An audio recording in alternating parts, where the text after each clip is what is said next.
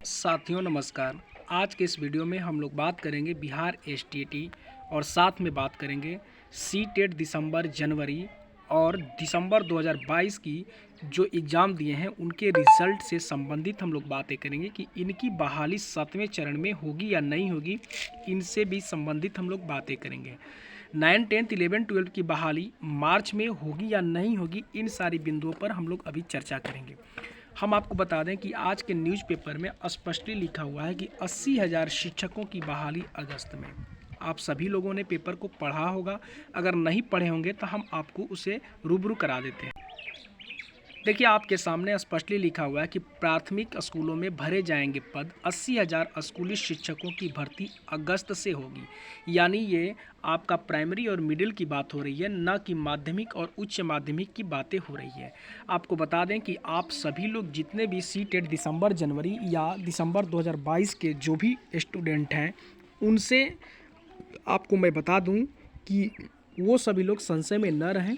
उनकी भी बहाली जैसे ही 7वें चरण की बहाली होगी, उनकी भी बहाली होगी। क्योंकि आप सभी लोग जानते हैं कि कुछ ऐसे जो बीएड किए हुए कैंडिडेट हैं जो कि बीटेड करने की मांग कर रहे हैं और इसको लेकर के कोर्ट में जाने का सोच रहे हैं। तो आप सब समझिए, सरकार की चाल को समझिए। सरकार ने इसलिए ये बातें कही ताकि उन लोगों को रोका जा सके और आपको स्पष्टली रूप से जैसे ही 7वें चरण की बहाली यानी 9, 10, 11, 12 माध्यमिक उच्च माध्यमिक की बहाली निकलेगी, बहाली प्रक्रिया का शेड्यूल जैसे ही निकलेगा उसी समय इनकी भी बहाली प्रक्रिया प्रारंभ होगी। तो इसलिए जो भी सीटेट दिसंबर जनवरी या जनवरी 2022 वाले जो भी मेरे मित्र हैं, उनसे नम्र निवेदन है कि वो सभी लोग जो है अपने संयम को बरतें और संयम बरत करके रहें। आपकी भी बहाली जो है माध्यमिक और उच्च माध्यमिक के साथ होगी, ये बात श्योर है। इसलिए आप सभी लोग अस्वस्थ रहें। अब देखिए, यहाँ पे बोला गया है कि 80,000 शिक्षकों की बहाली होगी। ये सही बात है, क्योंकि आप लोग देख रहे हैं कि प्रारंभिक में अभी बहाली 6वें चरण में हो रही है, तो बहुत ही काफ़ी मात्रा में सीटें खाली हैं और कुछ लोग रिटायर भी हुए हैं और कुछ ऐसे जो सृजित पद हैं इनको भी जोड़ करके उसमें डाला जाएगा।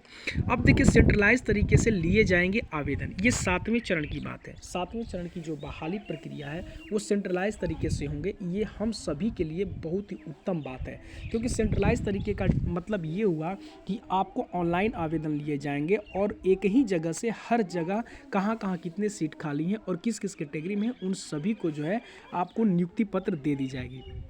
अब आपको बात करते हैं कि 6वें चरण के बाद 7वें चरण की प्रक्रिया शुरू होगी। बिल्कुल शुरू होगी, और ये प्रक्रिया आपको मार्च या अप्रैल में यानी माध्यमिक और उच्च माध्यमिक की शुरू होगी। अब देखिए, इससे बता दें कि अगर मान लेते हैं कि माध्यमिक और उच्च माध्यमिक की बहाली अगर पहले हो जाती है तो इससे भी बहुत ही काफ़ी मात्रा में जो लोग हैं, जैसे 80,000 जो लोग स्कूली शिक्षकों प्रारंभिक और मिडिल के हैं, इनको भी फायदा होगा। क्योंकि बहुत सारे ऐसे कैंडिडेट हैं जो कि आपको माध्यमिक उच्च माध्यमिक में है और प्राइमरी में भी है, मिडिल में भी है।